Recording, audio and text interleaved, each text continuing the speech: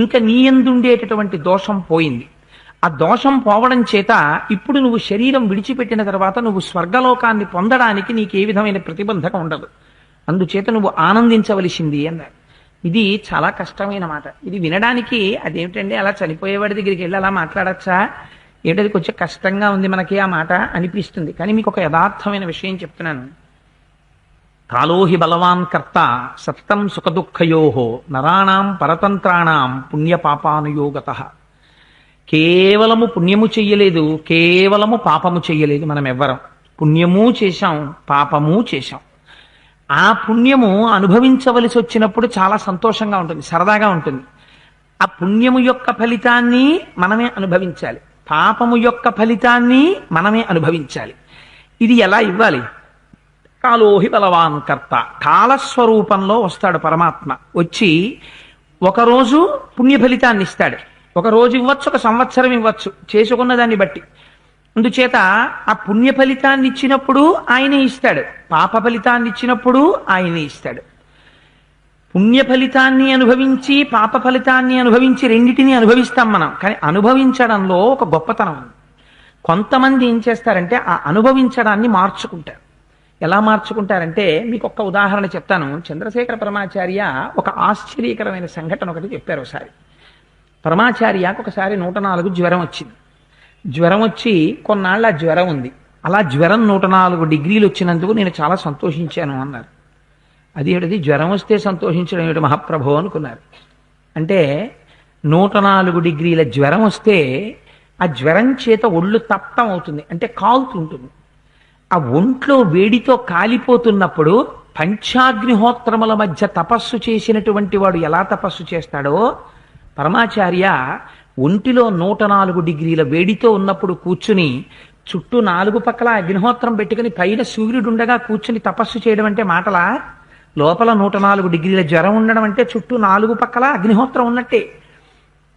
సూర్యప్రకాశం మందంగా పడేటటువంటి చోట కూర్చుని ఆయన జపం చేసుకుంటూ కూర్చునేవారు. అది పంచాగ్నిహోత్ర తపస్సు చేసుకోవడానికి నాకు ఈశ్వరుడిచ్చిన వరము అనేవారు. అలా మార్చుకోగలిగినటువంటి సద్బుద్ధికి ఎదగగలిగితే, అంతటి మహాసత్వం ప్రకాశించగలిగితే, తనకొక అనారోగ్యం కలిగిన నాడు ఏదో పాపం ఉందండి నేను చేసింది, ఆ పాపం ఇలా వెళ్ళిపోతోంది, అనుభవింప చేసేస్తున్నాడు పరమాత్మ, నేను కోరుకుంటున్నది ఒక్కటే, దీన్ని తట్టుకోగలిగిన శక్తి నిమ్మని. దీనికి నేను వశుడనైపోయాను అనుకోండి, వశుడవడానికి తట్టుకోగలగడానికి ఒక గొప్ప తేడా ఉంది. తట్టుకోగలిగితే ఈశ్వరుడి వైపుకి నిలబడిపోతాడు, తట్టుకోలేకపోతే ఆ నిప్పికి వశుడైపోతాడు. ఒక ఉదాహరణ, ఏదో ఒక విశేషమైన పడిశం పట్టింది అనుకోండి. అంటే నేను చెప్తున్నానని గొప్ప కోసం నేను చెప్పట్లేదు, ఒక ఉదాహరణకు మాత్రమే నేను ఈ విషయాన్ని చెప్తున్నాను. ఇంత పడిశం పట్టింది కాబట్టి రామాయణానికి వెళ్ళాలా, పడిశం పట్టింది కాబట్టి ఇంట్లో ఉండాలా అని మీమాంస వచ్చింది అనుకోండి. ఇంట్లో ఉన్నంత మాత్రం చేత పడిశం తగ్గిపోతుందా? వచ్చి ఇంకొక మాట ఆవిరి పడతాను కానీ రామాయణమే వింటాను అని రామాయణానికి వచ్చాడు అనుకోండి. అప్పుడు వ్యాధి రూపమైనటువంటి పాప ఫలితమునకు లొంగి, ప్రతిబంధక రూపంలో వచ్చినటువంటి పాపమునకు లొంగి పరమాత్మ సేవకి దూరం అయ్యాడా? శృణ్వం తపః, వినడం కూడా తపస్సు. లేక పడిశం రూపంలో వచ్చినటువంటి ప్రతిబంధకాన్ని అధిగమించి భగవంతుడి వైపుకి అడుగు వేశాడా? అప్పుడు ఏమవుతుంది? అడుగు వెయ్యగలిగాడు అనుకోండి, పాపానుభవమునందు కూడా భగవంతుడి వైపుకి నడుస్తున్నాడు. ఇది ఈశ్వరానుగ్రహం ఉంటే తప్ప జరగదు. అందరూ అలా చెయ్యలేరు. దానికి కూడా బుద్ధి కొంత స్థాయిలో ఎదిగితే తప్ప దాన్ని చెయ్యలేరురా. నువ్వు అది అందరూ చెయ్యగలరు అనుకుంటున్నావేమో, అందరితో ఆ మాట చెప్పకు సుమా. అలా చెప్పినా అది వెర్రాడి మాటలా ఉంటుంది. ఏమిటో ఆయనకి ఏం పోయిందండి అలా చెప్తాడంటారా? చెప్పకలాగంది శాస్త్రం. అందుచేత చూడండి ఎంత గమ్మత్తుగా ఉంటుందో. అందుకని రాముడు అన్నాడు, వాలి నువ్వు చింతించకు, వచ్చినటువంటి వాడు వెళ్ళిపోక తప్పదు. నువ్వు ఎంత బలాఢ్యుడవైనా నువ్వు వెళ్ళిపోవలసిందే. కానీ వెళ్ళిపోవడంలో నువ్వు ఒక అదృష్టవంతుడివి. నువ్వు సహజంగా వెళ్ళిపోయి ఉండుంటే వృద్ధుడవై నువ్వు చేసిన మహాపాతకాన్ని నిన్ను కట్టి కుడిపేసి ఉండేది. నీకు ఇహ ఉత్తమ లోకాలు లేవు. కానీ నా చేత బాణం పడింది నీ ఒంటి మీద, పడ్డంలో నీ పాపం పోయింది ఇక్కడతోటి. అయితే మీకు ఇక్కడ ఒక అనుమానం రావాలి. ఏమండి మరి రాముడు శిక్షిస్తే, రాముడు రాజు కాడు కదా, సింహాసనం మీద లేడు కదా, రాముడు శిక్షించిన శిక్ష ప్రభువు చేతి శిక్ష ఎలా అవుతుంది అని మీకు అనుమానం రావాలి. మీరు అందుకే వెంటనే ఒక్కసారి అయోధ్యకాండ విన్నప్పటి విషయంలోకి మీరు ఒకసారి వెళ్ళండి.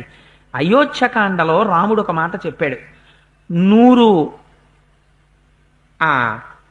ఊచలు కలిగినటువంటి తెల్లటి ఛత్రం కింద కూర్చుని నువ్వు పరిపాలించు, ఒక పెద్ద వృక్షపు నీడలో కూర్చుని నేను అరణ్యాన్ని పరిపాలిస్తాను, మనిద్దరం వాటాలు వేసుకుందాం, 14 ఏళ్లు నేను వనాలని పాలిస్తాను, 14 ఏళ్లు నువ్వు జనపదాలని నగరాలని పాలించు, నాన్నగారి మాట ప్రకారం నేను అరణ్యంలో ఉంటాను, అరణ్యములో మృగములకు నేను శాసకుడనవుతాను అన్నాడు. అందుచేత ఆయన శాసకత్వమునకు భంగం లేదు. ఆయన వేసిన శిక్ష ప్రభుత్వ శిక్షే. చేత రాజు వేసిన శిక్షతో తుల్యమైంది. అక్కడ కూడా రాముడు ధర్మం తప్పి మాట్లాడలేదు. సింహాసనం మీద లేని రాముడిగా శిక్ష వెయ్యడంలో తేడా ఏమీ లేదు. అందుకని ఎంత గంభీరమైన మాట చెప్పాడో చూడండి. కిష్కింధకాండలో ఈ శ్లోకాన్ని మనం అర్థం చేసుకోగలిగితే, ఈ శ్లోకం నిజంగా మనకి జీర్ణమైతే మనం దేన్ని తట్టుకోవడానికి ధైర్యం వహించగలమంటే వృద్ధాప్యాన్ని తట్టుకోవడానికి. ఎందుచేత అంటే వృద్ధాప్యము భయంకరము. ఎందుచేత వృద్ధాప్యము ఎందుకు భయంకరము అంటే కొంతమందికే భయంకరము అంది శాస్త్రం. ఎవరికి భయంకరము అంటే పూర్వమైనటువంటి జీవితం ఒంట్లో ఓపికున్న నాళ్లు భగవంతుడి పాదములు పట్టడం చేత కాకుండా గడిపేసినటువంటి వాడికి వృద్ధాప్యం వచ్చిన తరువాత కాల్చేది చింత. చితి ఒక్కసారి కాల్చేస్తుంది శరీరాన్ని, చింత ప్రతి క్షణం కాలుస్తుంది. ఎందుకు కాల్చగలదు చింత అంటే, చింత అంటే చిత్తమునకు కలిగేది, మనస్సుకు కలుగుతుంది. ఎందుకు కాలుస్తుంది? ఆ మనస్సుకి ఇవాళ ఆలంబనం లేదు. వృద్ధాప్యం వచ్చేసింది. తనను నమ్మిన వాళ్ళు తన దగ్గర ఉండరు, తన బిడ్డలు తన దగ్గర ఉండరు, తననొచ్చి పలకరించే వాళ్ళు తగ్గిపోతారు. ఎందుకని? వయసిగతే కక్కామ వికార, శుష్కే నీరే కక్కాసార, క్షీణే విత్తే కప్పరివారో, జ్ఞాతే తత్వే కసంసార. వయస్సా అయిపోయింది, కామ వికారం లేదు, అస్తమానం ఇంకేం వెర్రి ఉంటుంది? ఏ వెర్రి ఉండదు. అంతకన్నా నేనేం చెప్పను దాని గురించి. వయసిగతే కక్కామ వికార, శుష్కే నీరే కక్కాసార. నీరెండిపోయింది, ఇంకా దాన్ని చెరువని ఎవరు పిలుస్తారు? వయసిగతే కక్కామ వికార, శుష్కే నీరే కక్కాసార, క్షీణే విత్తే కప్పరివారో. ఇప్పుడు జీతం లేదు, పెన్షన్ ఒకటే. అందుకని ఎవరు వస్తారు? ఎవ్వరూ నీకు పూర్వం నమస్కారాలు చేసినట్టు చేయరు. అందుకని క్షీణే విత్తే కప్పరివారో. అందుకని ఇప్పుడు పరివారం ఉండదు నీ వెనకాతల, నువ్వు వాళ్ళకి ఇవ్వగలవన్న నమ్మకం లేదు. జ్ఞాతే తత్వే కస్సంసార. జ్ఞానం వస్తే సంసారం ఎక్కడుంది? ఇది పోగానే చింత కాల్చడం మొదలు పెడుతుంది. కాలిస్తే ప్రతి క్షణం లొంగుతాడు. దేనికి లొంగుతాడు? వృద్ధాప్యమునందు శరీరములో అప్పటి వరకు దారుఢ్యము చేత తొక్క పెట్టబడినటువంటి వ్యాధులు పైకి పొటమరిస్తాయి. పొటమరించినటువంటి వ్యాధికి లొంగుతాడు. తన దేహమునకు తాను లొంగుతాడు, తన మనస్సునకు తాను లొంగుతాడు, తన బిడ్డలకు తాను లొంగుతాడు, తన పరివారమునకు తాను లొంగుతాడు, కాలమునకు లొంగుతాడు, ఆస్తికి లొంగుతాడు, ఐశ్వర్యమునకు లొంగుతాడు, మాట పడనివాడు మాటకి లొంగుతాడు, అన్నిటికీ లొంగుతాడు. కానీ లొంగలేక పాశముల చేత బంధింపబడిన ఏనుగులా అప్పుడప్పుడు గట్టిగా ఆయాసపడుతుంటాడు. ఇది కష్టమయ్యా. ఆనాడు ఈశ్వరానుగ్రహంగా నీకు కిష్కింధకాండ జీర్ణమైతే, ఒకవేళ లోపల నుంచి ఏదైనా ఒక వ్యాధి రాని, లేకపోతే నువ్వు ఎవరి చేతనైనా నిరసింపబడని నీకేం బెంగలేదు. ఓహో ఈశ్వరా, గతంలో నేనెవరినో నిరసించి ఉంటాను, ఇవాళ నిరసన రూపంలో దాన్ని తీసేసావా, ఆ పాపం కడుక్కుపోయింది. ఓహో స్వామి, ఎవరినో బాధ పెట్టి ఉంటాను, అందుచేత ఈ వ్యాధి రూపంలో దాన్ని తీసేస్తున్నావా, నీకు 2 నమస్కారాలు. స్వామి, వాడు నన్ను చూసి నమస్కారం చేయడం మానేశాడా, వాడు కృతజ్ఞుడు, నాకు దాని గురించి బెంగలేదు. నేను నీకు నమస్కరించే ఓపిక నాకు ఇస్తే నాకు చాలు. ఇవాళ నా మనస్సు దానికి ఖేదపడిందా, అవమాన రూపంలో నాకున్నటువంటి పొగరు తీసావా, నీకు నమస్కారం. లొంగడం మానగలగడానికి దండనాన్ని, ఈశ్వర దండనాన్ని అంగీకరించడానికి రామచంద్రమూర్తి యొక్క శ్లోకము ఆలంబనము. ఇది జ్ఞాపకం పెట్టుకో. జ్ఞాపకం పెట్టుకుంటే కష్టం వచ్చినప్పుడు నువ్వు తట్టుకోగలుగుతావు. ఒక్క ఆర్ష సాంప్రదాయంలో ఒక గొప్పతనం ఉంది. ఈ మతంలో మీకెప్పుడు ఒక్కటే ఆశీర్వచనం చేస్తారు. ఏమిటి ఆశీర్వచనం అంటే, కష్టమును తట్టుకునేటటువంటి శక్తిని ఇమ్మని అడుగుతారు తప్ప, నీకు ఏ కష్టం రాదండి, మీకు ఏ రోగం రాదండి, నీకేమీ ఇబ్బందులు రావండి అని అభయములు ఇవ్వరు. అందుకే ఉగాది వచ్చిందనుకోండి, ఏం చేస్తారు? ఉగాది పచ్చడి తినమంటారు. ఉగాది పచ్చట్లో ఏం వేస్తారు? వేప పువ్వు తెచ్చి వేస్తారు. ఎందుకు వేప పువ్వు వేసుకోవడం? అంత చేదుగా ఉండే వేప పువ్వు.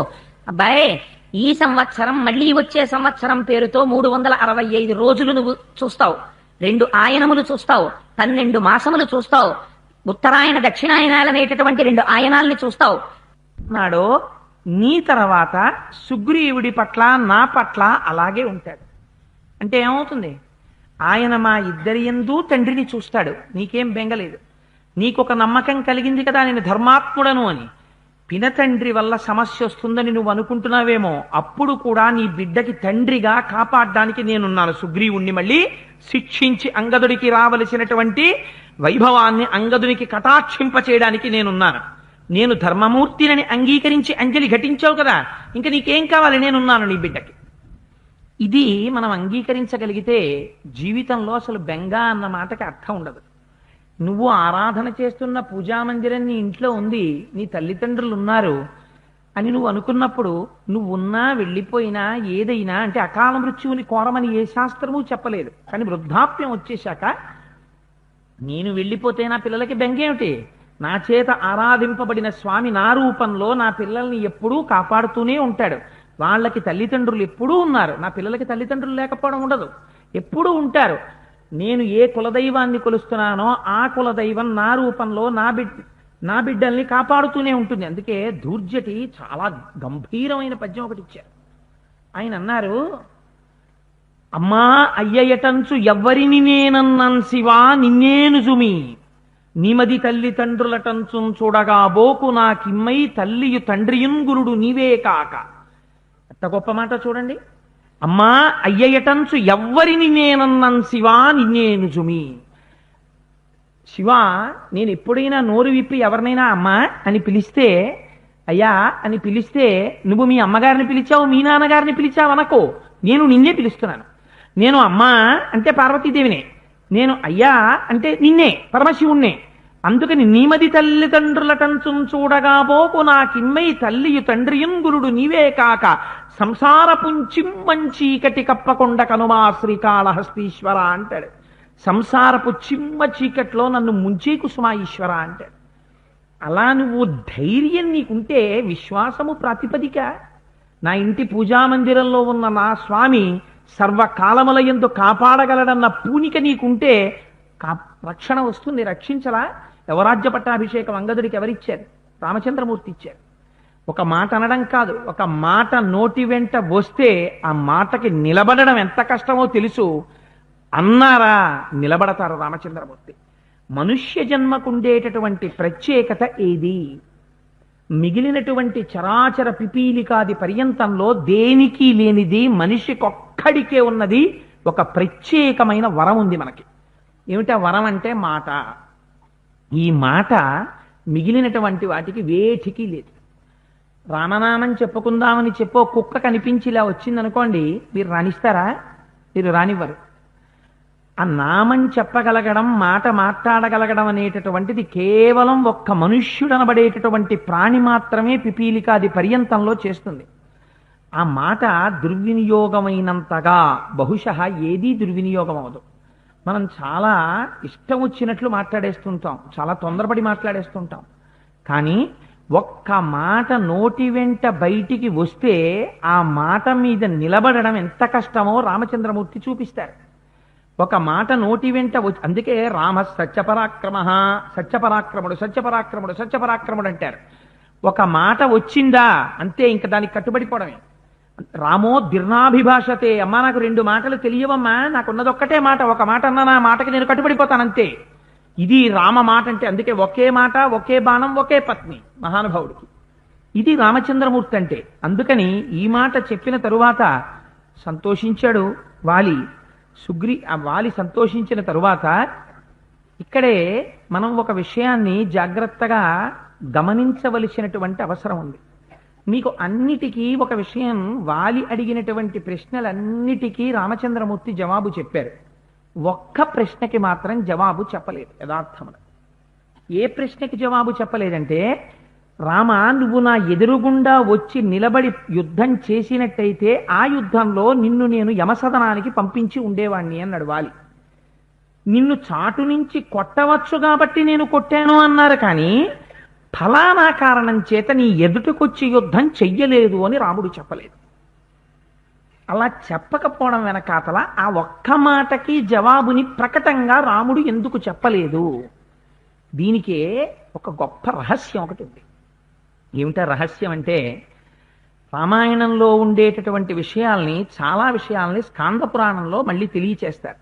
ఇందులో ఉన్న రహస్యాలన్నీ అందులో విడతాయి మనకి. ఎలా అయితే భాగవతానికి సంబంధించిన కొన్ని రహస్యాలు దేవీ భాగవతంలో దొరుకుతాయో, అలా కొన్ని విషయాల్ని స్కాంద పురాణం ప్రస్తావన చేసింది. స్కాంద పురాణంలో ఒక విషయం చెప్పారు. ఆహూయవాలినం బ్రహ్మ దదౌ వరమనుత్తమం ప్రతీపవర్తినో భూయ అర్ధం బలమరిందమా. వాలి దగ్గర రెండు శక్తులున్నాయి. ఒకటి మహేంద్రుడిచ్చినటువంటి మాల ఉంది. అది మెడలో ఉన్నంతసేపు వాలి ద్విగుణీకృతమైన ఉత్సాహంతో ఉంటాడు. రెండు, ఆయనకి చతుర్ముఖ బ్రహ్మగారి వరం ఉంది. ఆ వరం ఉండడం చేత ఎవరైనా ఎదురుగుండా వెడితే వాళ్ళ శక్తిలో సగం తను లాగేస్తాడు. అందుకని వాలికి ఎదురుగా నిలబడి యుద్ధం ఎవరూ చేయలేరు. అయితే ఈ మాట రాముడు చెప్పలేదు. ఎందుకు చెప్పలేదంటే, నీకు సగం బలం ఉంది, నువ్వు సగం బలం లాగేస్తావు కనుక నేను నీ ఎదురుగుండా రాను అన్నది క్షాత్రం కాదు. కానీ ఈ మాట చెప్పకపోవడంలో ఒక గౌరవం మాత్రం పాటించారు. ఏం ఆ గౌరవము అంటే, చతుర్ముఖ బ్రహ్మగారంటే సృష్టి చేసినటువంటి మహానుభావుడు. ఈ సృష్టికంతటికీ ఆయన గౌరవనీయుడు. ఆయన సృష్టి చేశారు. అటువంటి సృష్టి చేసిన బ్రహ్మగారు ఒక వరం ఇచ్చారు. ఎదుట నిలబడిన వాడిలో సగం బలం నీకొస్తుంది అన్నారు. రాముడు తలుచుకుంటే ఆ బ్రహ్మగారికి కూడా కన్న తండ్రి ఒక రకంగా చెప్పాలంటే. ఎందుకని, ముగ్గురు మూర్తుల యొక్క స్వరూపం రాముడు. అందుకే బ్రహ్మా స్వయంభూశ్చతురాననోవా ఇంద్రో సురేంద్రో సురనాయకోవా రుద్రో స్త్రినేస్త్ర స్త్రిపురాంతకోవా త్రాతుం న శక్త ఇది రామవజ్జం అని చెప్పారు హనుమ. బ్రహ్మ చతుర్ముఖుడు, హంసవాహనుడు, సరస్వతీపతి, వాచస్పతి అయ్యుండొచ్చు, కానీ నిన్ను కాపాడ్డం. ఇంద్రుడు, ఉపేంద్రుడు, మహేంద్రుడు, ఆయన కాపాడతాడనుకుంటున్నావేమో, ఆయన కాపాడడు. త్రయంబకుడు, త్రిపురాంతకుడు, పశుపతి, జగత్పతి, ఉమాపతి, పరమశివుడు, ఆయన కాపాడతాడనుకుంటున్నావేమో, ఆయన కాపాడడు. రాముడు ఒకరిని చంపేస్తానని ప్రతిజ్ఞ చేస్తే అడ్డు రాగలిగిన వాడు వేరొకడు లేడు అని చెప్పారు. ఎవరు? భవిష్యత్ బ్రహ్మ అయిన యోగి పుంగవుడు. కాబట్టి హనుమ సుందరకాండలో ఈ రహస్యాన్ని చెప్పారు. రాముడు ప్రతిజ్ఞ చేసేశారు వాలిని చంపేస్తానని. చంపేసిన తర్వాత రాముడే ఎదురుగుండా వచ్చి నిలబడితే బ్రహ్మగారి వరం కూడా బహుశా అడ్డు రాకపోవచ్చు. కానీ ఆనాడు చతుర్ముఖ బ్రహ్మగారి పట్ల రామచంద్రమూర్తి ఏం చేసినట్టు అవుతుంది? అపచారం చేసినట్టు అవుతుంది. అంతటి బ్రహ్మవరం కూడా మిన్నకుండిపోవలసిన పరిస్థితి వస్తుంది. తాను నరుడిగా ఉన్నాడు, చతుర్ముఖ బ్రహ్మగారిని అటువంటి నరుడిగా ప్రవర్తించిన వాడే గౌరవించకపోతే సృష్టిలో రేపు బ్రహ్మగారి పట్ల గౌరవంగా మాట్లాడేవారు ఎవరుంటారు? అందుకని మహానుభావుడు ఏ ప్రయత్నం చేశాడంటే రెండవ మార్గాన్ని ఎంచుకున్నాడు. తాను నరుడిగా ఉన్నాడు, వాలి శాఖామృగంగా ఉన్నాడు. అందుకని శాఖామృగంగా ఉన్నాడు, ధర్మం తప్పాడు కనుక బలవంతుడై ఉన్నాడు కనుక తను చాటు నుండి కొట్టిన ధర్మానికి ఏ విధమైనటువంటి హాని జరగదు. అందుచేత చాటు నుంచి కొట్టాడు.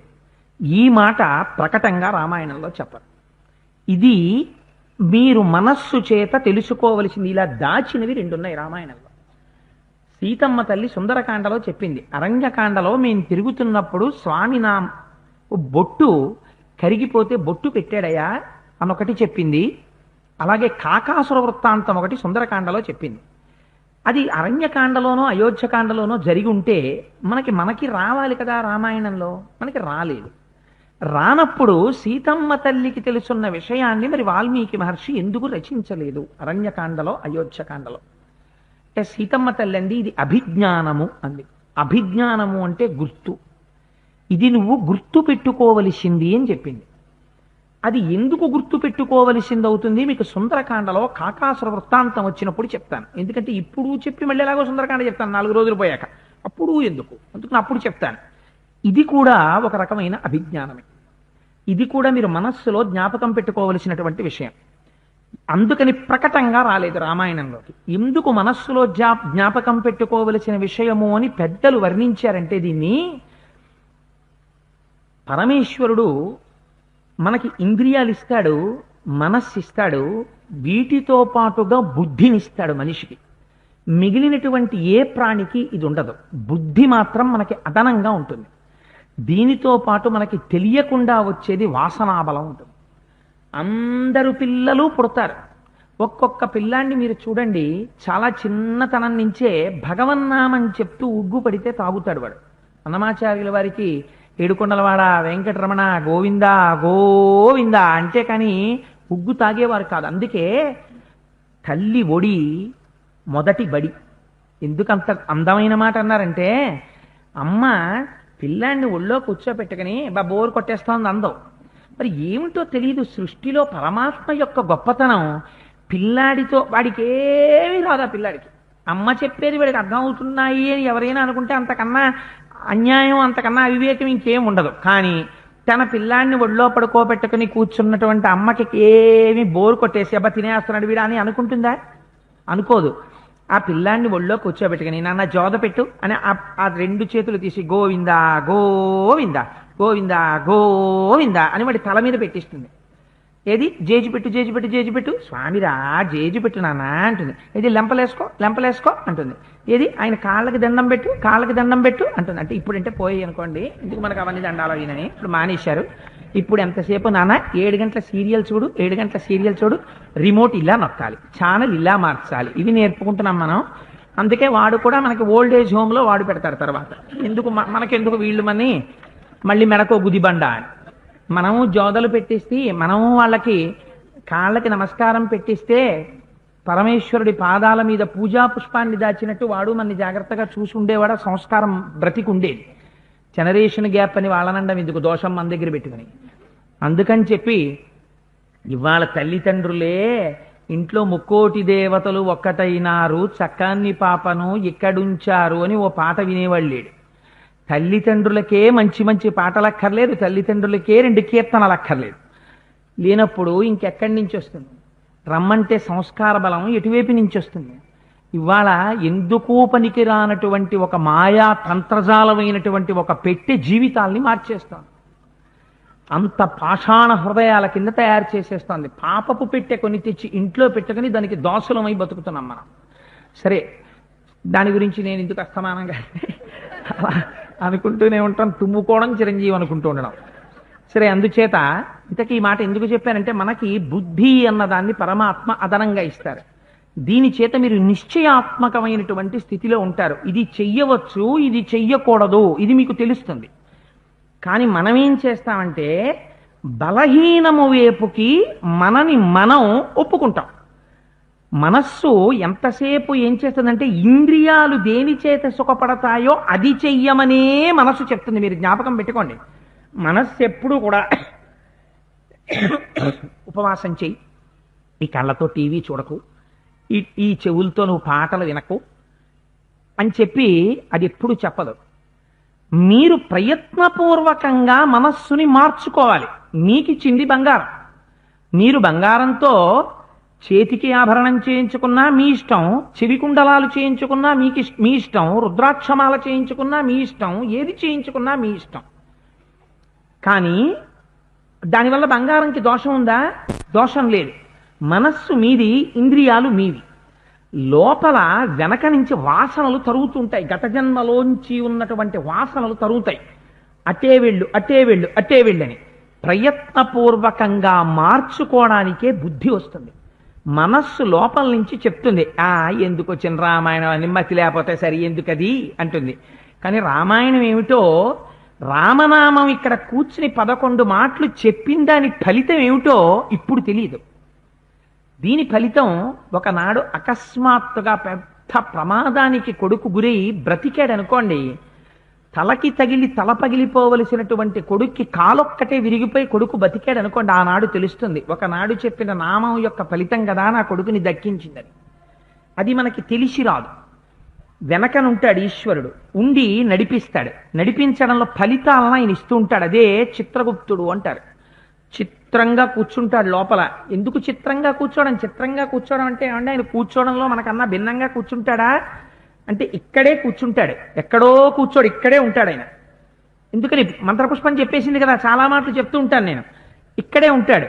ఉన్నవాడు ఇక్కడ ఉన్నాడు అని మీకు తెలుస్తుందా? తెలియదు. అందుకే అనాహతము మోగుతోంది అంటారు. అనాహతము అంటే ఒకరి ప్రమేయము చేత ఆపబడునది కాదు. ఇక్కడ ఈశ్వరుడు ఉన్నంతసేపు ఏమవుతుంది? గంట మోగుతూనే ఉంటుంది. దేవాలయంలో గంటలు ఎప్పుడు ప్రారంభం చేస్తారు కొట్టడం? ఉదయం తెల్లవారి తలుపులు తెరవగానే ప్రాతస్మరామి గణనాద మనాద బంధుం సింధూరపూర పరిశోభిత గండ యుగ్మం ఉద్దండ విఘ్న పరిఖండ నచండ దండ మాఖండలాది సురనాయక బృందవంత్యం అంటారు రేపు శ్రీశైలంలో. సోమవారం కదా, రేపేమిటి ఎప్పుడైనా. ఆ సుప్రభాతం చేయగానే గంటలు మోగుతాయి. స్వామి దర్శనం ప్రారంభమైంది. మళ్ళీ ఏకాంత సేవ చేసేస్తారు స్వామికి. చేస్తుంటారు కదా స్వామికి. 9 అయ్యేటప్పటికే అయ్యప్ప స్వామి గుళ్ళో ఒకసారి ఆ స్వామికి ఆ ఏకాంత సేవలో స్వామి అయ్యప్ప విశ్రాంతి తీసుకో అని పాట పాడి నీరాజనం ఇచ్చేస్తారు కదా. అలా నీరాజనం ఇచ్చేసిన తర్వాత స్వామి కూడా నిద్రపోయాడు అని అనుకుంటాం. అప్పుడు ఇక ఘంటానాదం జరగకూడదు. అందుకని గంటలకి తాళ్ళేసి కట్టేస్తారు. ఇది కూడా దేహో దేవాలయ ప్రోక్త, ఇది కూడా దేవాలయమే. ఇందులో కూడా ఇక్కడ ఈశ్వరుడు ఉన్నాడు.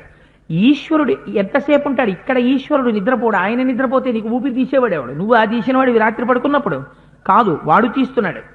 వాడు తీస్తున్నాడు కాబట్టి వాడు నిద్రపోడు. వాడు ఎప్పుడూ తెలివేసే ఉంటాడు, ప్రాజ్ఞుడై ఉంటాడు. వాడు ఉన్నాడు కనుక అనాహతము మోగుతూ ఉంటుంది. అదే lub dub lub dub lub dub lub dub గుండె చప్పుడు. అది గంట అటు ఇటు అటు ఇటు మోగుతూనే ఉంటుంది.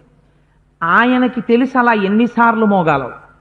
ఆయన లెక్క పెడతాడు. ఇది గుప్తంగా లెక్కేసుకోవడం అంటే. నీకు ఇన్ని ఊపిరులు అని ఆయు ప్రమాణం ఇస్తాడు. ఎన్ని తీస్తున్నారో ఎన్ని విడిచిపెడుతున్నాడో ఆయన లెక్కేసేసుకుంటాడు లోపల. అందుకే అబ్బాయి ఆయాస పడకోయ అంటారు. మీరు ఎంత కోపం వచ్చి ఆయాసపడితే అన్ని ఊపిర్లు వెళ్ళిపోతుంటాయి తొందరగా. ఎంత నిదానంగా ఉంటే అన్ని ఊపిర్లు ఎక్కువ తీసుకుంటే అంతకాలం ఎక్కువ బతుకుతారు. క్రోధ క్రోధకృత్కర్త విశ్వబాహుర్మహీధర తనకోపమే తన శత్రువు తన శాంతమే తనకు రక్షదయ చుట్టంబౌ మరాళి మందగమనా మహాలా వంజసేవతి. ప్రతి చోట చెప్పట్లా మీరు? లలితా సహస్రం, విష్ణు సహస్రం, నీతి శతకం, సుమతి శతకం అన్ని చోట్ల చెప్తున్నారు ఊపిరి గురించి. ఆఖరికి మనం చేసేటటువంటి స్త్రీ సూక్త పురుష సూక్తాలు కూడా ఊపిరి గురించే. అందుకే సకారంతో పురుష సూక్తం ప్రారంభమవుతుంది. సహస్రశీర్షా పురుష సహస్రాక్ష సహస్రపాత్ అని. స్త్రీ సూక్తం ప్రారంభమైతే హిరణ్యవర్ణాం హరిణీం సువర్ణ రజతస్రజాం అని మొదలవుతుంది. ఇందులోని హ, అందులోని స, హస సహ. ఈ హంస ఎంతకాలం లోపలికి బయటికి వెడుతుందో అంతకాలం ఇది ఉంటుంది.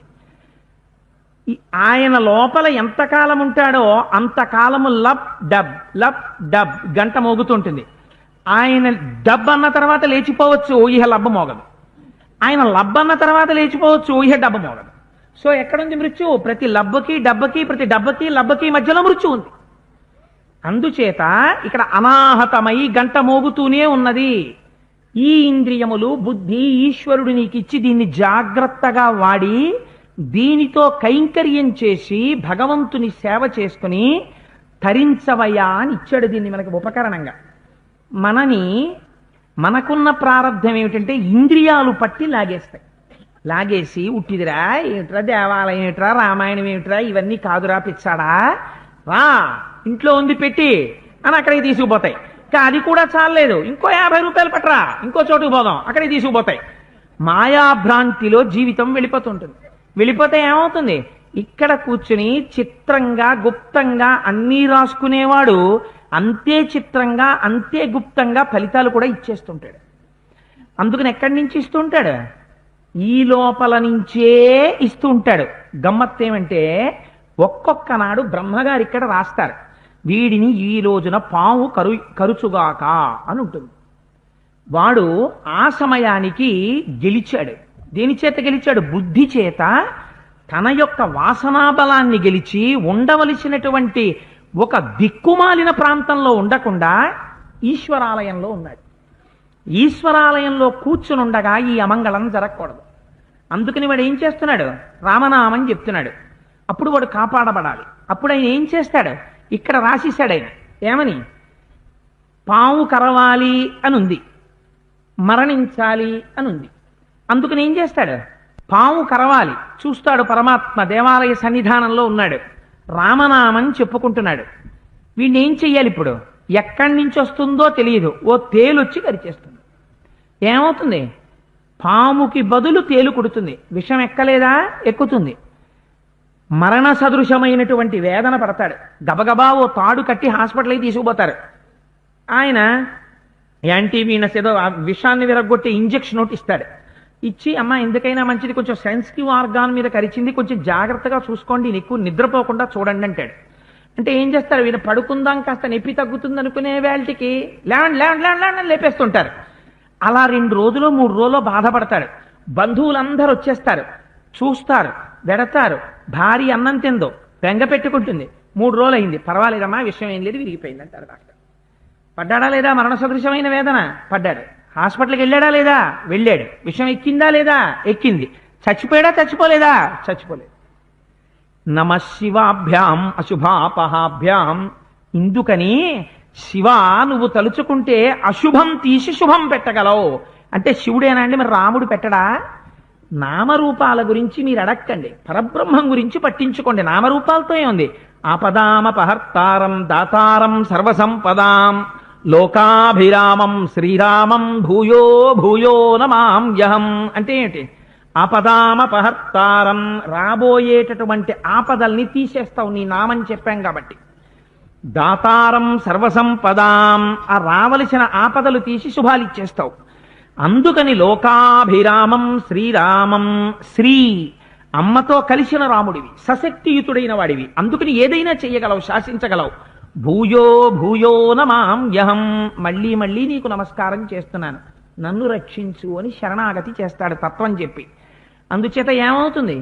తెలిస్తే భగవంతుడి పట్ల మర్యాదగా ప్రవర్తిస్తే బ్రహ్మగారు రాసినటువంటి రాతని కూడా తప్పించగలడు. ఇదే అబ్బాయి లోపల ఉండి చిత్రంగా ఫలితమిస్తూ బ్రహ్మగారిచ్చిన వరాన్ని శాపాన్ని రెంటిని తప్పించగలిగిన వాడై ఈశ్వరుడున్నాడు. అందుచేత ఎందుకు రుక్మిణీ కళ్యాణం చెప్పిస్తారు కన్యపిల్లలకి? రుక్మిణీ కళ్యాణం చెప్పిస్తే ఓ గమ్మత్తు చెప్తారు. జాతకంలో ఏదైనా ఒక దుర్మార్గుడైన వాడు వరుడుగా రావలసి ఉంటే రుక్మిణీ కళ్యాణాన్ని కన్యపిల్ల వింటే మంచి వరుడు వస్తాడని.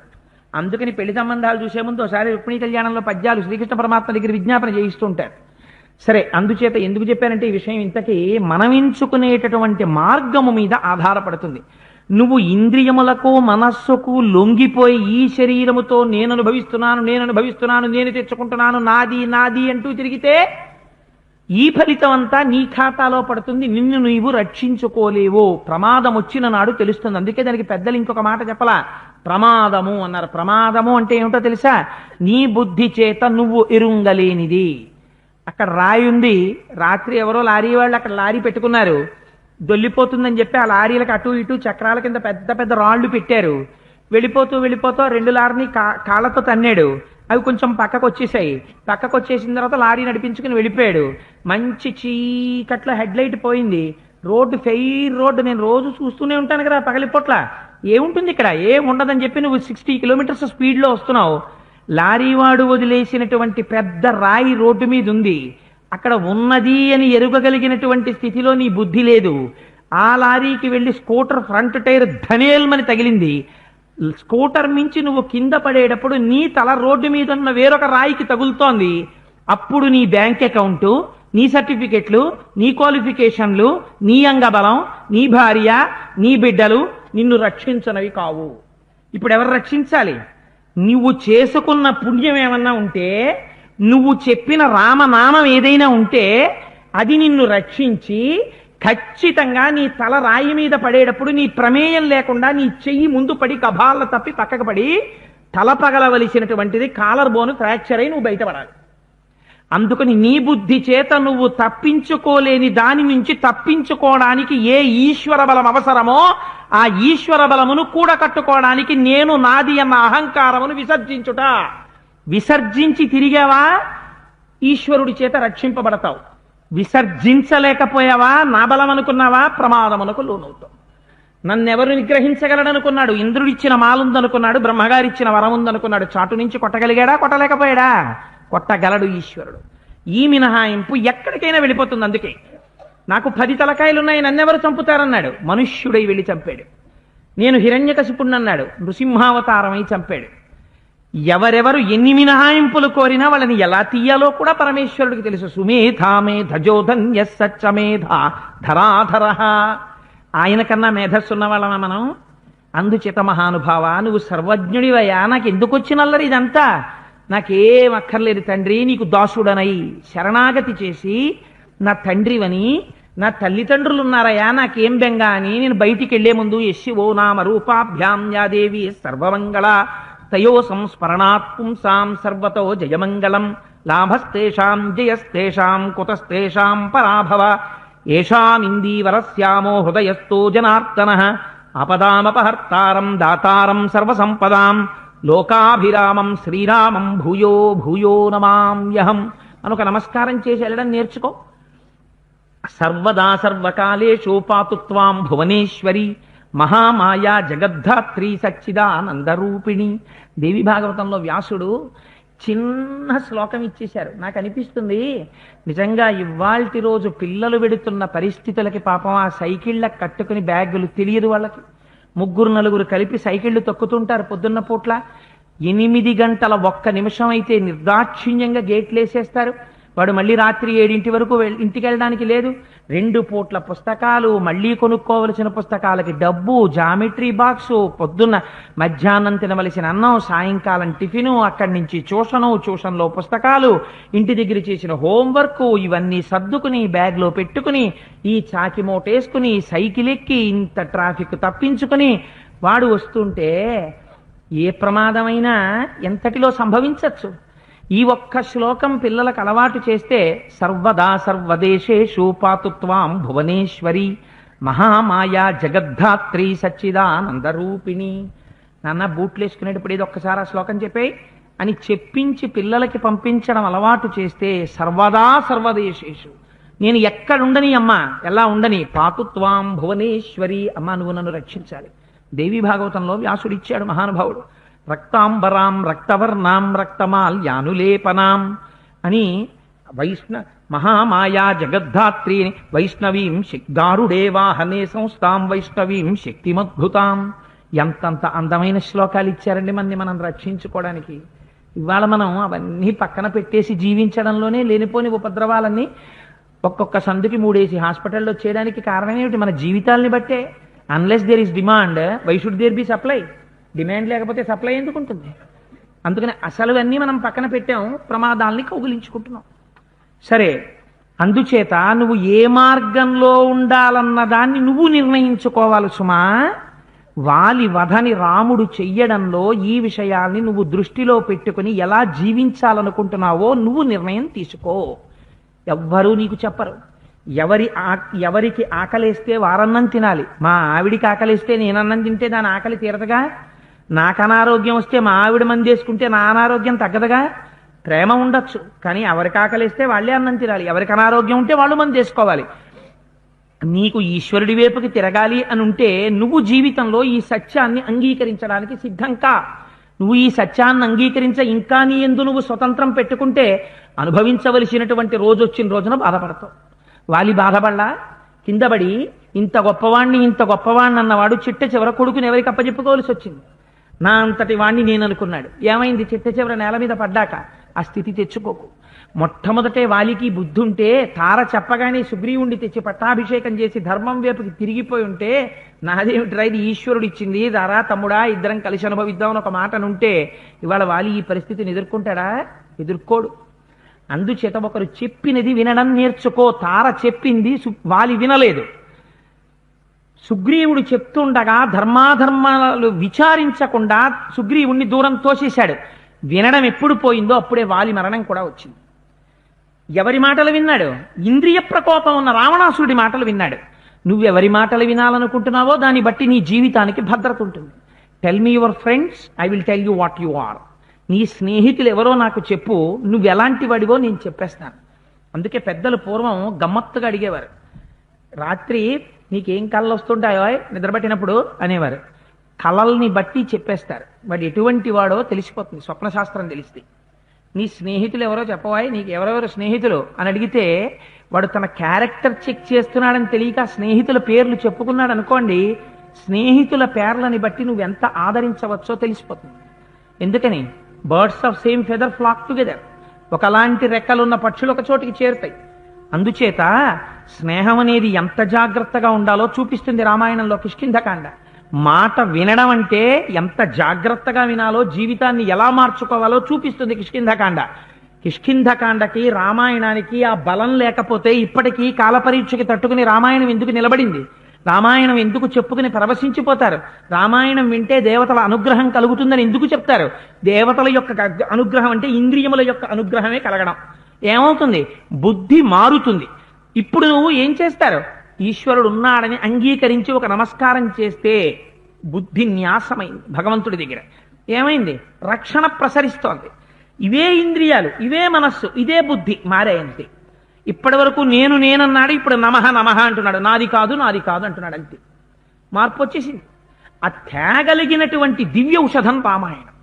అందమైనటువంటి ఆఖ్యానంతో నడిపిస్తుంది. కానీ మహర్షి ఎక్కడ గుప్తం చెయ్యాలో అక్కడ గుప్తం చేస్తారు. ఆ గుప్తం చేసిన చోట వ్యాఖ్యానంలో నువ్వు తెలుసుకోవాలయా. అందుకని పెద్దలు స్కాంద పురాణంలో మాత్రమే బ్రహ్మగారి వరాన్ని చెప్పి వాల్మీకి రామాయణంలో బ్రహ్మవరం గురించి ప్రస్తావన చెయ్యలేదు. ఇది కూడా ఒక రకమైన అభిజ్ఞానమే, ఋషిదత్త అభిజ్ఞానము. దీన్ని నువ్వు మనస్సులో పెట్టుకుని నీ జీవితాన్ని మార్చుకోవడం నేర్చుకో అని జీవితాన్ని పండించుకున్న పెద్దలైన మహాపురుషులు చెప్పారు. అందుకని వాలిని నిగ్రహించారు. అయిపోయింది. వాలి చిత్రం ఏమిటంటే ఈ మాటలు చెప్పాడు, చెప్పి కింద పడిపోయాడు, ఇంకా మరణించలేదు. అలా పడిపోయి ఉన్న సమయంలో అక్కడ ఉన్న వానరులందరూ పరిగెడుతున్నారు. పరిగెడుతుంటే తార అంతఃపురంలోంచి బయటికి వస్తోంది. తార ఎప్పుడు చెప్పినా మీకు నిన్నటి రోజునే చెప్పాను, తార మాట్లాడిందంటే అందులో చాలా గొప్ప విషయం ఉంటుంది. హనుమ మాట్లాడితే అందులో గొప్ప విషయం ఉంటుంది. రాముడు మాట్లాడితే అందులో గొప్ప విషయం ఉంటుంది. తార దగ్గర వానరుల్ని చూసావు, అడిగింది, ఏంటి మీరు అందరు ఇలా పరిగెత్తుకు పారిపోతున్నారు ఎందుకు? మహాబలవంతుడైన వాలి ఛత్రఛాయల్లో మీరుండగా మీకేం బెంగ వచ్చింది, ఎందుకు ఇలా పరిగెడుతున్నారని అడిగింది. అడిగితే వాళ్ళన్నారు, క్షిప్తాన్ వృక్షాన్ సమావిధ్య విపులాశ్చ శిలాస్తథా వాలి వజ్రసమైర్బాణై రామేణ వినిపాతిత అన్నారు. వాలికి రాముడికి యుద్ధం జరిగింది. వాలి పెద్ద పెద్ద చెట్లు తీసుకొచ్చి విసిరాడు రాముడి మీదకి.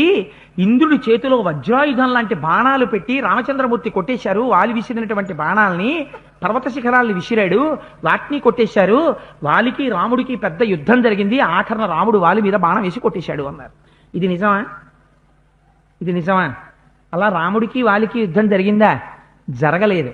మరి వానరులు చెప్పినట్టు ఎందుకు రాసినట్టు వాల్మీకి మహర్షి? లోకం పోకడ. 10 గంటలకి ఒక విషయం జరిగితే 10:05కి మీరు ముందు విన్నటువంటిది అసత్యం ఉంటుంది అందులో. మీ దగ్గర 100 మాటలు వినపడితే అందులో ఒక్క మాటే సత్యం, 99 మాటలు అసత్యం. మీరు వాడిని నిలదీశారనుకోండి, నేను విన్నాను ఏంటంటే నాకు కోటేశ్వరారు చెప్పారంటాడు. కోటేశ్వరారుని వచ్చి పట్టుకున్నారనుకోండి, కోటేశ్వరారు మీకు ఎలా తెలిసిందండి అన్నారనుకోండి, నాకేం తెలుసండి బాబు, నాకు దొరగారు చెప్పారంట. దొరగారు మీకెవరు చెప్పారన్నారనుకోండి, దొరగారు ఇంకోరి పేరు చెప్తారు. అందుని ఏమవుతుంది? ఇందులో నిజంగా చూసినవాడు, నిజంగా సత్యాన్ని తెలుసుకున్నవాడు ఒక్కడుంటాడు. వాడు ఏదో ఉన్న ఒక్క మాట చెప్తాడు. అసలు చూసినవాడు ఎవరున్నాడు అక్కడ? సుగ్రీవుడు ఒక్కడే ఉన్నాడు. ఆయన ఒక్కడే. అసలు ఎవరు కొట్టాడో తెలుసున్నవాడు సుగ్రీవుడికి తెలుసు. అక్కడికి వచ్చిన రామలక్ష్మణులకి, హనుమకి, మిగిలిన వాళ్ళకి తెలుసు. వాళ్ళెవ్వరూ ఏం మాట్లాడలేదు.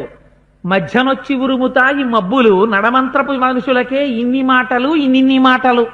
అందుకని వీళ్ళు ఎన్ని కల్పించేశారో చూడండి. లోకం పోకడ ఎలా ఉంటుందో అంత అందంగా రాసేశారు వాల్మీకి మహర్షి. ఇన్ని మాటలు తారకి చెప్తే ఆవిడంది, ఇంతకీ వాలి పడిపోయాడు అంటున్నారు. వాలి పడిపోయిన తరువాత నేను రాజ్యం విడిచిపెట్టి పారిపోతే నా కొడుకుని రక్షించుకో, పారిపో అన్నారు వాళ్ళు. నేను పారిపోవడం ఏమిటయా? భర్త పడిపోయిన తర్వాత నాకెందుకు ఈ రాజ్యం, ఈ కొడుకు? నేను భర్త దగ్గరికే పరిగెడతానని పాపం ఆవిడ వాలి దగ్గరికి పరిగెత్తింది.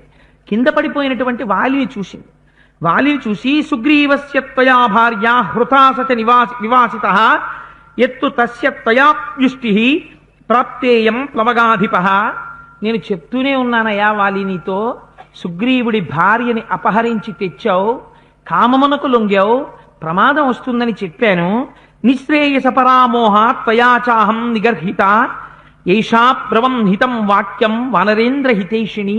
నేను చెప్పిన మాట నువ్వు వినలేదయ్యా వాలి, ఈ పరిస్థితి తెచ్చుకున్నావు. మాట వినకపోతే ఏమవుతుందో, పెద్దల మాట అంగీకరించకపోతే జీవితం ఎలా ఉంటుందో ఇందాక చెప్పాను కదా, అదే తార చెప్తోంది మళ్ళీ. అందుకే తార మాట మరొకసారి కన్ఫర్మ్ చేస్తుంది. అంత అందంగా చెప్తే హనుమ అన్నారు, ఆ తల్లి సహజం కదా, భర్త శరీరం పడిపోయి ఉండడం చేత ఆ తల్లి ఏడుస్తోంది. ఏడుస్తుంటే అక్కడికి వచ్చినటువంటి హనుమ ఓదార్చారు. అమ్మా, నువ్వు ఇలా విలపించకూడదు, తదనంతరం జరగవలసినటువంటి కార్యక్రమాల గురించి నువ్వు ఆలోచించవలసిందే. కానీ వాలికి ఇంకా కొస ప్రాణం ఉంది.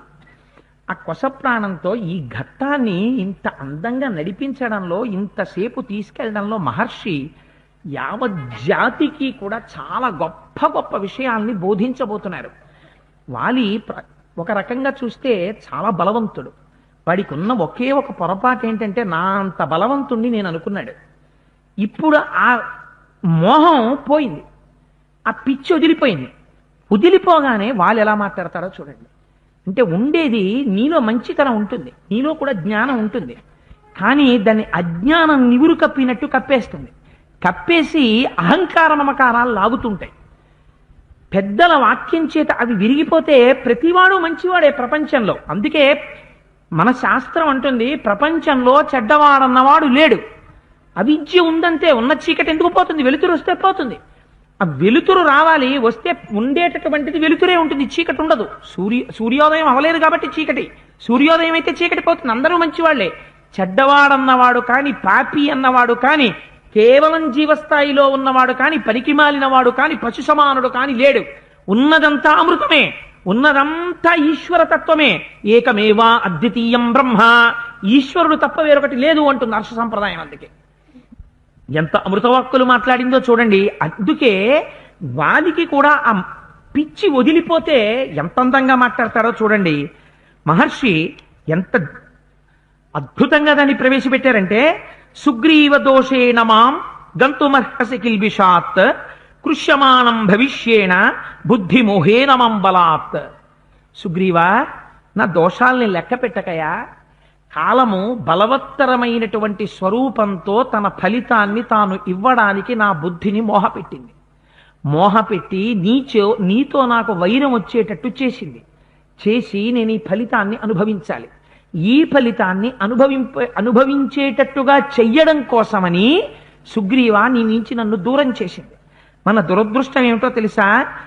యుగప విహితం తాత నమన్యే సుఖమావయో సౌహార్దం భాతృయుక్తం హి తదిదం తాతనాన్యధ.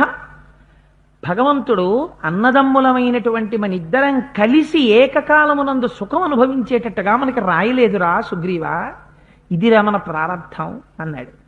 ఈ మాట ఎవ్వరూ ఎన్నడూ అనరాదు. ఇది సందేశం. ఎందుచేత అంటే, మనకి ధర్మశాస్త్రంలో ఒక నియమం ఉంది. అన్నగారు తనంత తానుగా పూజనీయ స్థానంలో ఉంటాడు. పెద్దన్నగారు సర్వకాలముల యందు పెద్దన్నగారి ఆజ్ఞకి, పెద్దన్నగారి మాటకి పిల్లలు కట్టుబడి ఉండాలి. కట్టుబడి ఉంటే ఆయన కూడా ధర్మాత్ముడై ఉండాలి. అందులో మళ్ళీ తేడా వస్తే ఈశ్వరుడు ఉన్నాడు ఆయన్ని శిక్ష వేయడానికి. వాలిలో తేడా వచ్చింది, ఈశ్వరుడు శిక్ష వేస్తాడు. అందుకని అన్నగారి మాటని ఔదల దాలిస్తే తమ్ముడు ఏడవలసిన పరిస్థితి, అన్న ఏడవలసిన పరిస్థితి రావు. ఇక్కడ నిజంగా సుగ్రీవుడు తప్పు చేసి ఉండి అన్న మందలించుంటే ఇంకొక రంగంగా ఉండేది రామాయణం. ఎందుకని ఇంకొక్కటే చెప్తున్నాను, ఒక్క తేడా మీరు జ్ఞాపకం పెట్టుకోండి. నేను అందుకే చెప్పాను, రామాయణం చదివేటప్పుడు మీరు ఒక విషయాన్ని జ్ఞాపకం పెట్టుకోవాలి. మహర్షి తరచి మాట్లాడరు, మీరే లోపల కవ్వం పెట్టి తిప్పుకోవాలి. ఈ సంఘటన యథార్థమునకు రాముడి జీవితంలో కూడా వచ్చింది. ఎక్కడొచ్చింది అని మీరు అడుగుతారు. మీరు అయోధ్యకాండ విన్నారు మొన్న.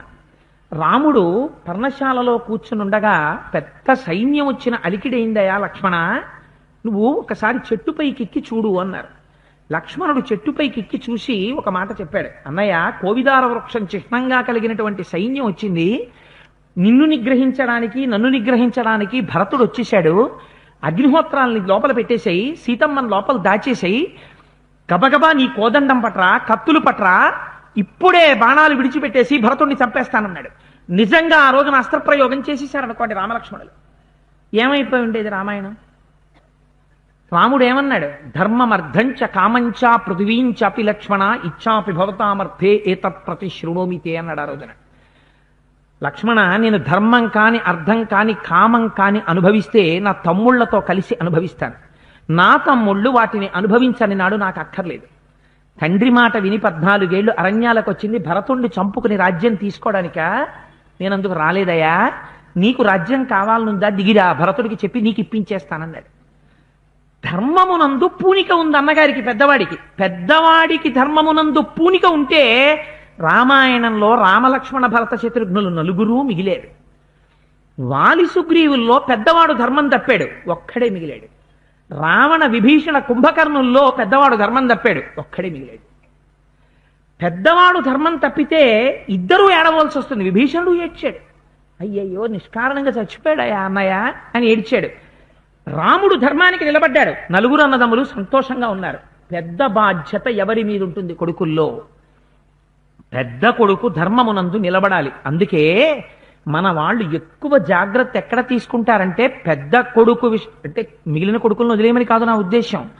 పెద్ద కొడుకు పెద్ద కోడలు ఈ ఇద్దరి విషయంలో చాలా జాగ్రత్తగా ఉండమని చెప్తారు. ఎందుకనంటే నీ దేహయాత్ర అయిపోయిన అందుచేత పెద్ద కొడుకు మంచివాడవచ్చు, కోడలు సక్రమైంది కాకపోతే మళ్ళీ ఆ కొడుకు యొక్క బుద్ధి ఎందు వైక్లభ్యం రావచ్చు. అందుకే పెద్ద కొడుకు పెద్ద కోడలు, పెద్ద కొడుకుని ధర్మసంతానం అని శాస్త్రం 10 మాటలు చెప్పడానికి కారణం అదే.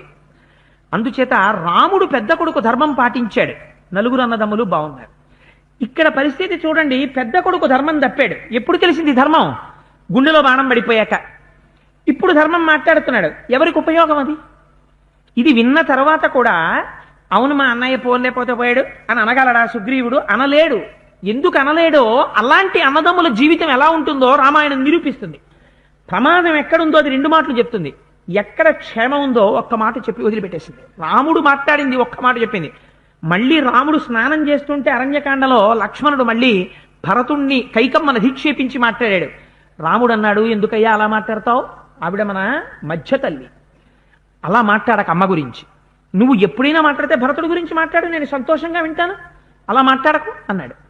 పెద్దవాడైన వాడు తన కింద వాళ్ళ గురించి తమ్ముళ్ళ దగ్గరికి చెల్లెళ్ళ దగ్గరికి వెళ్ళినప్పుడు చెల్లెళ్ళు కాని తమ్ముళ్ళు కాని ఒకళ్ళ మీద ఒకళ్ళు నేరాలు పెద్దవాడి దగ్గరికి తీసుకొస్తే పెద్దవాడు ధర్మం చెప్పాలి.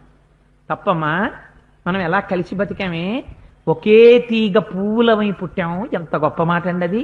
ఒకే తీగ పువ్వులమై, ఒక్క తీగ పువ్వులం మనందరం. ఒకనాడు ఒకరిని విడిచిపెట్టి ఒకళ్ళం ఉండలేక కౌగలించుకుని ఆడుకునేవాళ్ళం, అందరం కలిసి అన్నం పెట్టుకు తినేవాళ్ళం. ఆ కంచంలో అన్నం ఈ కంచంలో వాడు తీసుకు తినేవాడు. అందరం కలిసి ఒకే నేల మీద పడుకునేవాళ్ళం. అన్నయ్య పక్కన నేనంటే అన్నయ్యకి అటువైపు నేనంటే మీ అందరూ కూర్చునేవారు. ఒక్క గంట నేను కనపడకపోతే మీరు బెంగెట్టుకునేవారు. ఇవాళ మన మీద మనకి చాడీలేంటమ్మా, మనం ఒక చేతి 5 వేళ్ళం, మనం దెబ్బలాడుకుంటే తల్లిదండ్రుల కంట నీరు వస్తుంది, మనం దెబ్బలాడుకోకూడదమ్మా అని ధర్మం అన్నగారు చెప్పగలిగితే అన్నయ్య ఇలాంటి వెండో, అన్నయ్యతో ఇబ్బంది అని మిగిలిన వాళ్ళు క్షేమంగా ఉంటారు. పెద్దన్నగారే ధర్మం తప్పిపోయాడు అనుకోండి, మిగిలిన వాళ్ళ అందరిలోనూ ధర్మం తప్పుతుంది. మిగిలిన వాళ్ళు అందరూ కలిసి తల్లిదండ్రుల పట్ల ప్రవర్తించవలసిన రీతిలో ప్రవర్తించడంలో వైక్లభ్యం వచ్చేస్తుంది. అందుకని చిన్నవాడితో పెద్దవాడు చెప్పించుకోకూడదు, పెద్దవాడు చిన్నవాడికి చెప్పాలి. ఎప్పుడు? శాస్త్ర మర్యాద తెలిస్తే చెప్పగలడు, శాస్త్ర మర్యాద తెలియని వాడు చెప్పలేడు. వాడు మిగిలినటువంటి వాళ్ళ శోకమునకు కూడా కారణమై కూర్చుంటాడు వాడు. అందుచేత అది మర్యాద కాదు. అది రామాయణం మనకి నేర్పుతోంది. ఇప్పుడు మాట్లాడుతున్నాడు వాలి, ప్రయోజనం ఉంటుందా? తమ్ముడు కంట నీరు పెట్టకుండా చూడగలడా? చూడలేడు. వెంటనే చూపిస్తారు మహర్షి, ఏడుస్తాడు సుగ్రీవుడు, నేను వెళ్ళిపోతానన్నాడు అన్నయ్య వెనకాల. ఎక్కడ ప్రమాదం వస్తుందో చూడండి. అందుకని అన్నాడు, మన ఇద్దరం కలిసి సుఖపడ్డాన్ని ఈశ్వరుడు రాయలేదు, మనం కలిసి సుఖపడలేదు. చూసావా, నేను వెళ్ళిపోతున్నాను. ప్రతిపద్యత్వ మధ్యైవ రాజ్యం మేషాం వనౌకసాం మామప్యద్యైవ గచ్చంతం విద్ధి వైవస్వత క్షయం. నేను వెళ్ళిపోతున్నానయ్యా, నేను ఇంక ఉండను, కొద్ది నిమిషాలు ఉంటాను. సుగ్రీవా, నేను నిన్ను వేడుకుంటున్నది ఒక్కటే వేడుకుంటున్నాను. నా వల్ల నీకు ఎంతో అపకారం జరిగింది, నా వల్ల నీకు ఎంతో దోషం జరిగింది. ఇప్పుడు కాలిపోతోంది గుండె. ఎందుకు కాలిపోతోంది? అసలు భయం లోపల ఇంకొకటి ఉంది. తాను తప్పు చేశాడు సుగ్రీవుడి పట్ల, తాను వెళ్ళిపోతున్నాడు, కానీ తన ప్రతిరూపం భూమి మీద ఉంది అంగదుడు. ఇప్పుడు సుగ్రీవుడు బలవంతుడు, అంగదుడు బలహీనుడు. తన కొడుక్కి సుగ్రీవుడి వల్ల ఇటువంటి ప్రమాదం వస్తే తన కొడుకు జీవితం ఏమైపోతుంది? నువ్వు ధర్మంలో ఉంటే నీకో ధైర్యం ఉంటుంది. నేను ఎన్నడూ ధర్మం తప్పలేదు, నేను ఎవరికీ ఎప్పుడు అలా చెప్పలేదు. చెప్పనప్పుడు నా కొడుకు ఎందుకు వస్తుంది ఆ ప్రమాదం? రాదని. నువ్వు చెప్పావు ఒకనాడు, నువ్వు కుటుంబాలు కూలదోశావు, నువ్వు తమ్ముళ్ళకి చెప్పకూడనివి చెప్పావు, నువ్వు అమ్మా నాన్నల పట్ల అమర్యాదగా ప్రవర్తించావు. ఆ ధర్మం నిన్ను కట్టి కుడిపినప్పుడు నీకు రక్షకుడు ఉండడు. ఎందుకంటే నువ్వు చేసిన నేరం నీ వెనకాల తరువుకొస్తోంది నేను. అందుకే ఎంత భయంతో మాట్లాడాడో చూడండి. నేను వెళ్ళిపోయే సమయం ఆసన్నం అయిపోయింది, ఒక్క మాట చెప్పుకుంటాను సుగ్రీవా, ఇది మాత్రం జాగ్రత్తగా వినే అన్నాడు.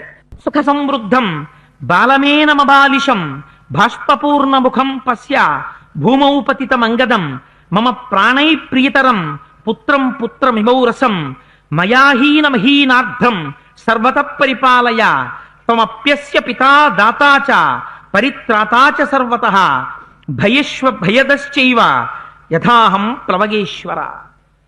సుగ్రీవా చూశావా, ఒక్కడే కొడుకు సుగ్రీవా నాకు, అంగదుడు భూమి మీద పడి కొట్టుకుంటున్నాడు. ఈ మాట అసలు వాలి నోటి వెంట రావలసిన అవసరం ఉండుండేది కాదు. వాలి ధర్మాత్ముడైతే సుగ్రీవుడు అసలు అలా బాధపడకుండా సుగ్రీవుడు దగ్గర పెట్టుకునే అంగదుణ్ణి, నాన్న నువ్వు బెంగెట్టుకోకురా అని పినతండ్రి లాలించవలసినటువంటి సమయం అది. కానీ ఇప్పుడు వాలి సుగ్రీవుడికి చెప్పుకోవలసి వచ్చింది, తను బతికుండగా ధర్మం తప్పడం వల్ల. ఏమని చెప్పుకుంటున్నాడు, ఒక్కగానొక్క కొడుకురా, వాడు చూడరా నేల మీద పడి ఎలా ఏడుస్తున్నాడో నా కోసం, నేను వెళ్ళిపోతానురా, వీడు సుఖంతో పెరిగాడురా, వాడికి కష్టం అంటే తెలియదురా, నేను వెళ్ళిపోయాక వీడికి ఇలా సుఖాలు ఉండవు కదా, నీ దగ్గర పిన్ని దగ్గర ఎలా బతకాలో వాడికి తెలియదు కదా, తార బతుకుతుందో లేదో నాకు తెలియదు, అందుకని నిన్ను అడుగుతున్నాను రా తమ్ముడా, నా కొడుకుని మాత్రం జాగ్రత్తగా చూడు, వాడికి నువ్వే రక్షకుడు సుమా. ఇంత అప్పజెప్పవలసినటువంటి పరిస్థితి రావడం ఎవరు చేసుకున్న కర్మ, తాను చేసుకున్న కర్మ కాదు, ఒంటి బలాన్ని చూసుకుని. రామాయణం తీర్పు చెప్తుంది, జాగ్రత్త సుమా, నువ్వు కూడా నీ కుటుంబంలో ప్రవర్తించేటప్పుడు పెద్దవాడివై పుడితే పెద్దవాడిగానే ఉండు, ఎప్పుడూ పెద్దరికంతోనే ప్రవర్తించు, నీ తమ్ముడి పట్ల ఔదార్య బుద్ధితో ఉండు, నీ తమ్ముణ్ణి నీ కొడుకుని చూసినట్టే చూసుకో, నీ మరదల్ని నీ కోడల్ని చూసినట్టే చూడు. అలా చూసిన నాడు నీ మర్యాద నిలబడుతుంది, నీ గౌరవం నిలబడుతుంది. అలా నువ్వు నిలబడినా అవతల వాడు అర్థం చేసుకోలేనప్పుడు వాడి పాపం వాడిని కట్టి కుడిపేస్తుంది, అందులో సందేహం లేదు. ధర్మాత్ముడైనటువంటి అన్నగారిని ఎదిరించాడు కనుక వాడి పాపాన్ని ఈశ్వరుడు చూస్తాడు. అప్పుడు కూడా నీ ధర్మమే కాపాడి నీ తమ్ముడిని నిలబెడుతుంది, దెబ్బ కొట్టకుండా. అందుకని నువ్వు జాగ్రత్తగా ఉండడం నేర్చుకో అని ఇది చెప్పి అప్పచెప్పి ఒక్కసారి తారణ గురించి అంటాడు. సుషేణ దుహితాచేయ అర్ధ సూక్ష్మ వినిశ్చయే ఔత్పాతికే చ వివిధే సర్వత పరినిష్ఠిత. ఈ తార ఒక గొప్ప శక్తి కలది సుగ్రీవ. ఎవరు? తన భార్య. తన భార్య గురించి సుగ్రీవుడికి చెప్తున్నాడు. ఈవిడ ఎప్పుడైనా ఉత్పాతం ఏర్పడితే, అంటే మనం ఎన్నడూ కూడా ఊహించనటువంటి ఒక గొప్ప ప్రమాదం వస్తే, అప్పుడు మనం ఏం చెయ్యాలో నిర్ణయించుకోలేని స్థితి వస్తే సూక్ష్మ బుద్ధితో ఆలోచించి చెప్పగలిగిన ప్రజ్ఞ తార యొక్క సొత్తు. అందుకని సుగ్రీవ, అలాంటి పరిస్థితి ఏర్పడితే తార సహాయం తీసుకో అని చెప్పాడు. అన్నమాట సుగ్రీవుడు పాటించాడు. లక్ష్మణుడు టంకారం చేశాడు ధనుస్సు పట్టుకుని, చేస్తే తనెళ్ళలా తారని పంపించాడు. అందుకే సుగ్రీవుడు బతికిపోయాడు. అది ఎక్కడొస్తుంది? ఇక్కడే వస్తుంది తరువాతి సర్గల్లో.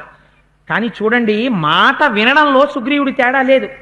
ధర్మం తప్పి కూడా ఒకసారి మాట విన్నాడు, అన్నగారి మాట, బతికిపోయాడు. అందుకని ధర్మమైన మాట పెద్దవాడు చెప్తే దానికి ఎంత విలువ ఉంటుందో చూపిస్తుంది రామాయణం. ఇంటికి పెద్దవాడిగా పుట్టడం కాదు, ఇంటికి పెద్దవాడిగా బ్రతకడం నేర్చుకో. పెద్దవాడిగా ఉన్నవాడివి పెద్దరికం నేర్చుకోకపోతే, తమ్ముడి పట్ల ప్రవర్తించడంలో తేడా వచ్చేస్తే ఆ కుటుంబమునకు సుఖ సంతోషములు ఉండవు. ఎంత అందంగా చూపిస్తున్నాడో చూడండి. అందుచేత ఆ తారని గురించి ఈ మాట చెప్పి ఇంకొక మాట చెప్పాడు. ఇవన్నీ జరగబోయే సందర్భాలు. ఎందుకని? ఒక్కసారి బుద్ధికి జాడ్యం వదిలేస్తే వారి నోటి వెంట వచ్చేసాయంతే అన్నిని. రఘవస్యతే కార్యం కర్తవ్యమనిశంకయ స్యాదధర్మోహ్యకరణే త్వాం చ హింస్యాత్ విమానితః. ఎప్పుడైనా రాముణ్ణి కాని నువ్వు అవమానించావా, రాముడి పని చెయ్యడంలో ఆలస్యం చేశావా, నేనెళ్ళిన మార్గంలో నువ్వు వచ్చేస్తావు సుగ్రీవా, అందులో సందేహం లేదు. నువ్వు జాగ్రత్తగా ఉండు. ఈశ్వరుడి విషయంలో ప్రమత్తుడి అయ్యావా, భగవంతుడి విషయంలో మాత్రం తేడాపాడా వచ్చిందా దెబ్బ తినేస్తావు. ఆయన విషయంలో జాగ్రత్తగా ఉండు. మీరు ఇంకొకలా దాన్ని చదివితే. అందుకని ఎంత అందంగా మాట్లాడుతున్నాడో చూడండి. నిజం కూడా అంతే. రాముడి కార్యం తీర్చడంలో ఆలస్యం చేశాడు సుగ్రీవుడు, ప్రమాదం వచ్చేసింది ఆయన మీదకి. నసంకుచిత పంధాయన వాలీహతోగత అని కబురు చేసేశాడు రాముడు. వాలి వెళ్ళిపోయినటువంటి మార్గం ఇంకా మూసుకుపోలేదు, తెరిచింది, వెళ్ళిపోతాడేమో అడగమని కబురు చేశాడు లక్ష్మణుడితోటి. అందుకని వాలి ఈ మాట ముందే చెప్పేశాడు. చెప్పి ఇమాం చమాలామాధత్స్వ దివ్యాం సుగ్రీవ కాంచనీం ఉదారా శ్రీ స్థితా యస్యాం సంప్రజహ్య మృతేమయి. నాయనా సుగ్రీవా, నా తండ్రి అయినటువంటి మహేంద్రుడిచ్చినటువంటి మాల నా మెడలో ఉంది. నా ప్రాణం కాని ఉత్క్రమణం అయిపోతే శరీరము శవం అయిపోతుంది. ఇంతే తేడా. ఎంత అందం చూడండి. ఎన్ని వేసుకోవచ్చు తండ్రి. ఆ తండ్రి ఒంట్లో ఊపిరున్నన్నాళ్లే నాన్నగారండి మీ రుద్రాక్షమాలండి అని తీసుకొచ్చి ఇస్తాడు కొడుకు. ఒకవేళ వేసుకోవడం మర్చిపోయి తండ్రి పూజ చేసుకుంటుంటే, అదే కొడుకు తండ్రి ఊపిరి ఆగిపోతే ఏడుస్తూ తీసేస్తాడు. ఒకవేళ వాటితో వెళ్ళిపోయినా వేళ్ల ఉంగరాల దగ్గర నుంచి తీసేస్తాడు. అందుకని ఈ మాట వాలి చెప్పేస్తున్నాడు. పిచ్చాడా, ఇవన్నీ ఏం నమ్ముతావురా, లోపల ఉన్నవాడిని నమ్మరా, ఇప్పుడు వచ్చింది బుద్ధి. చిట్ట చివరి ఊపిరుంది సుగ్రీవా, ఇది వెళ్ళిపోయిందనుకో ఈ మాల అపవిత్రమైపోతుంది. అందుకని